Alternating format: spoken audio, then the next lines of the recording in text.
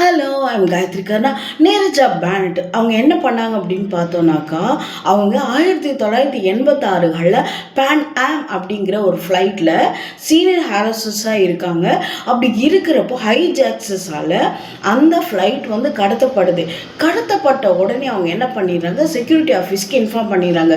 ரெண்டாவது, பயணிகளோட பாஸ்போர்ட்ஸை எல்லாம் கலெக்ட் பண்ணுறாங்க.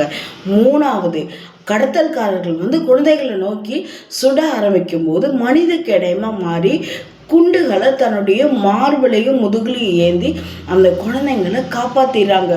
360 பேர் இருந்த அந்த ஃப்ளைட்டில் 359 பேர் சேஃபாக இருக்காங்க. ஒருத்தர் மட்டும் செத்து போகிறாங்க. அது யாரும் இல்லை, நீரஜ் பேண்ட் அவங்க தான். அவங்களுடைய இந்த தியாகத்தை பாராட்டி தான் நம்மளுடைய கவர்மெண்ட் அவங்களுக்கு அசோக சக்ரா விருது கொடுத்தாங்க. இந்த தேசத்துக்கே அவங்க சிம்பிளாக மாறினாங்க. இந்த குளோபல் ஆஃப் கரேஜ் இல்லையா? உங்களுக்கு இந்த மாதிரி கதைகள் பிடிச்சிருந்தா லைக் பண்ணுங்கள், ஷேர் பண்ணுங்கள், கமெண்ட் பண்ணுங்கள். தேங்க்யூ.